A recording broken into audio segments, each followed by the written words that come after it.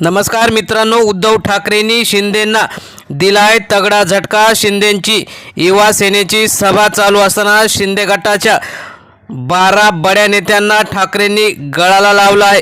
आदित्य ठाकरे, उद्धव ठाकरेंच्या उपस्थितीत या नेत्यांनी शिवसेनेत मातोश्रीवर जाहीर पक्षप्रवेश केल्याने शिंदेंना तगडा झटका।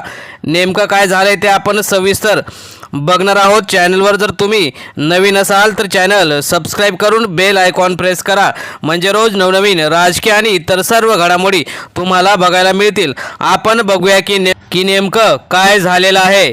तर मित्रांनो, गेल्या अनेक दिवसापासून उद्धव ठाकरे यांच्या शिवसेनेत पक्षप्रवेश करण्यासाठी अनेक जण इच्छुक असताना मातोश्रीवर अनेकांचा पक्षप्रवेश झाला। उद्धव ठाकरे हे विरोधी पक्षात असताना सुद्धा सत्ताधारी पक्षातील अनेक नाराज मंडळी, जसे की भाजपाचे जुने नेते ज्यांना आता भाजपामध्ये स्थान आणि तसा मान सन्मान मिळत नाही, भाजपा काँग्रेसमधून आणि इतर पक्षातील आलेल्यांनाच विधान परिषद, राज्यसभा आणि इतर महत्त्वाची पदे देत आहे। त्यामुळे अनेक जण उद्धव ठाकरे यांच्याकडे येत आहेत। तसेच शिंदे गटातील सुद्धा जे अनेक नाराज नेते ज्यांना वाटत होतं की शिंदेंची शिवसेना हीच बाळासाहेबांची शिवसेना आहे, ते आता त्यांना कळून चुकलं आहे की शिंदेंची शिवसेना ही अमित शहांची शिवसेना आहे। त्यामुळे ते आता त्यांना मार्ग चुकल्याची जाणीव झाल्याने पुन्हा एकदा उद्धव ठाकरे यांच्या उपस्थितीत येत आहेत। तशाच प्रकारे काल मुंबईत शिंदेंची युवा सेनेचे एक सभा मेळावा आयोजित केला होता। या सभेला अनेक जण पदाधिकारी, कार्यकर्ते उपस्थित होते। मात्र सभा सुरू असतानाच दुसरीकडे मात्र वेगळीच राजकीय हालचाल सुरू होती। रायगड आणि मुंबई परिसरातील 15 महत्त्वाचे स्थानिक नेते एकत्र येत ठाकरेंच्या शिवसेनेत प्रवेश करण्याचा निर्णय घेत होते।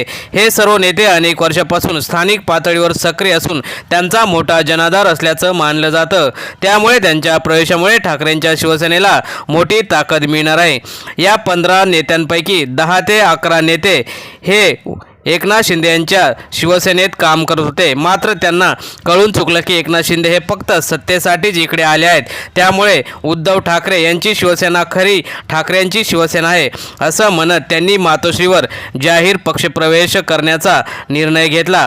प्रवेश करताना या नेत्यांनी सांगितलं की आम्ही शिवसेनेच्या मूळ विचारांवर विश्वास ठेवतो आणि ते विचार फक्त ठाकरेंकडेच आहेत, त्यामुळे आम्ही हा निर्णय घेतला। ही घटना शिंदे गटासाठी मोठी धक्का मानली जाते।